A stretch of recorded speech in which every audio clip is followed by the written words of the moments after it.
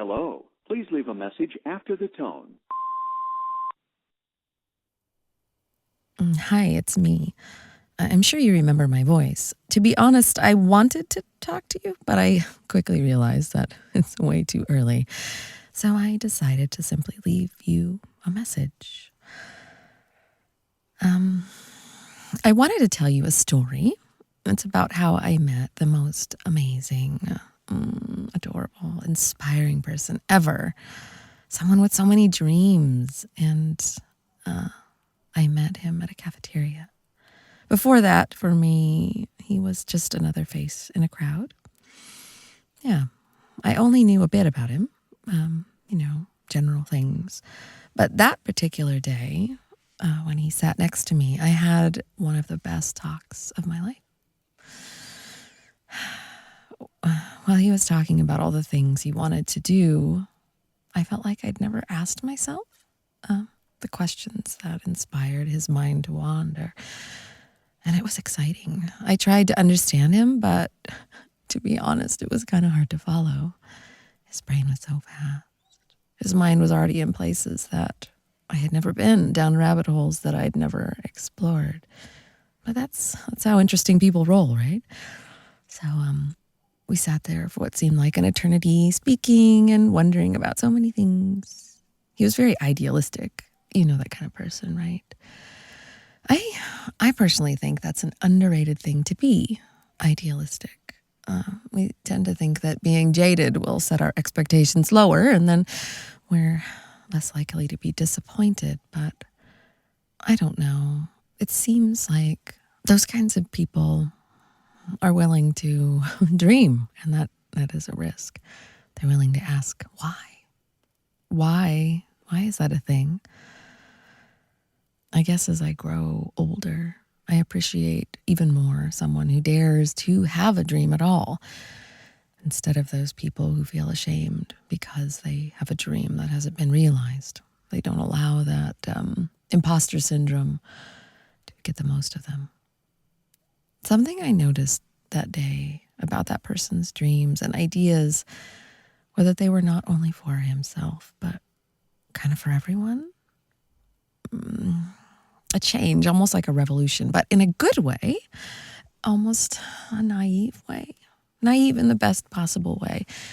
And when I get inspired by someone's mind, I subconsciously start to map this thing with them.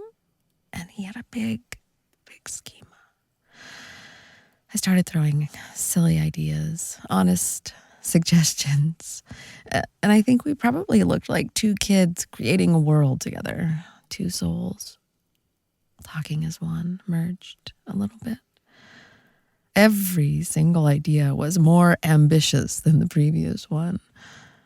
At times we laughed about how dreamy it all sounds. But we also weren't treating it as a joke. I didn't even notice when I turned into someone just like that person. Idealistic, thoughtful, sincere. We took a little break from our soulful brainstorming, and we talked only about ourselves, about our lives, about our experiences, failures and successes. The only confirmation of what a great person I was talking with. Someone who experienced pain and saw the world differently because of it. They weren't bitter. They had learned how to use that pain to help them connect to others. They were aware of other people's pain and in turn wanted to help them with their dreams. Slowly, each shiny part of him was manifesting into a whole right in front of my eyes. And I can remember smiling. I smiled because I was in the presence of someone who would inspire me for months. I just knew it. And even though that person's story was nothing newsworthy, nothing clickbaity, rather average, it was who he was in the middle of all that normalness that made it so special. Then I started to feel like I knew him so well. We did not get the chance to talk again. Not anytime soon. Yeah, I was fine with that. Life happens, you know. He did give me his number. It seemed like the obvious thing to do. After all, I was now part of his huge scheme. But I didn't call him. I think I was waiting to organically run into him again and to have that magic happen again. But it didn't. And my waiting patiently starting to feel foolish. Then I heard about him through a friend, and it became clear that he was not doing well. Apparently, he was avoiding eye contact. He wasn't taking care of himself, not sleeping, doubting. And when someone is idealistic and risks to dream, that fall from optimism, that optimistic bias, I think it is, can be really painful. And that's one of the most prevalent things about depression for me, is that when my optimism bias falls away, I'm left with reality.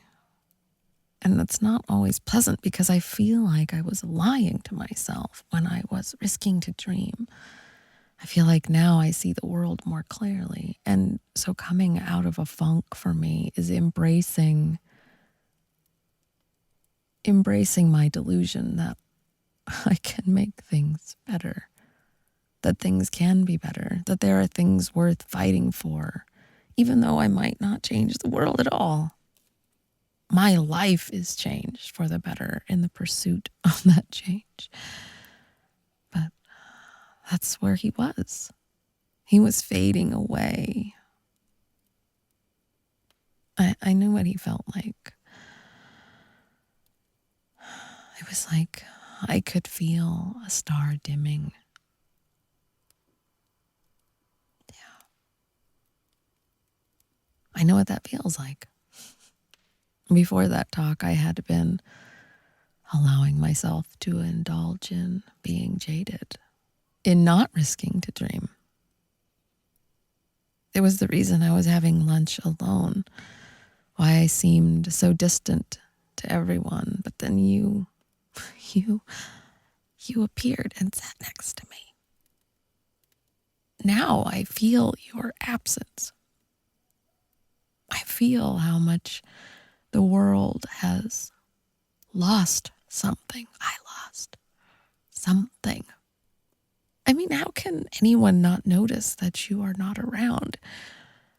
You're so vibrant when you dream. How can they not notice that you're not really striving anymore? That's why I decided to call. I'm not proud of myself that I waited this long, that I waited until I was worried, waited until you weren't at your best, because I know you're going to hate that I saw it.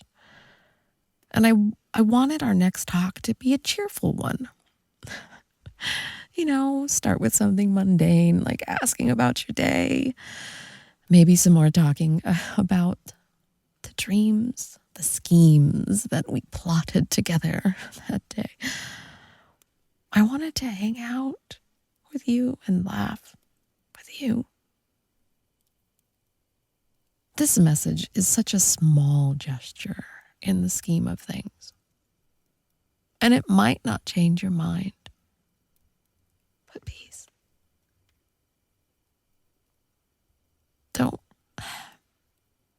please answer me.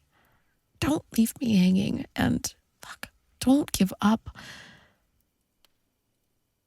I I can't know what exactly is going on. I mean, I'm not in your head, and I don't know why you're struggling, but please don't give up. I know that it might be insensible of me, even a bit greedy, if I'm honest, to want you to shine as brightly as you did. But I do think that living that way was a good look on you, and it was so inspiring. Maybe even what's best for you. That could be my ego talking. I'm starting to feel like what's best for you is also what's best for me. I know it's not like we are sitting together at the cafeteria again. And my intentions might not be completely altruistic. But a call by someone unexpected can be the same as having a deep talk with someone you never connected with before, right? I guess I would just, I want to remind you that you're not alone. Being alone is impossible when someone somewhere roots for you. And I'm rooting for you. Things are not over. Not yet. There is so much more that the world wants to see from you, in you. Don't give up. There's so many things you haven't seen, haven't done, firsts that you have yet to experience. Those things exist. Trust me, okay? You might not see them now, but they are there. Maybe your mind is being a brat, being willfully blind to there being any hope left. Nay, nay, my friend, there is hope. I know that I might have said too many things, made too many assumptions, but I believe that a message like this can touch you, even just as a simple reminder to dream, to be optimistic. Your life is better if your brain is sorting for hope. All of ours are. And I know that I sound as if I am making a lot of leaps of faith and that I'm assuming I know you entirely. I don't. I don't know everything about you, but that's why I went to see you at least one more time. If you're there, please don't give up hope. Dream. I think that will be better for you.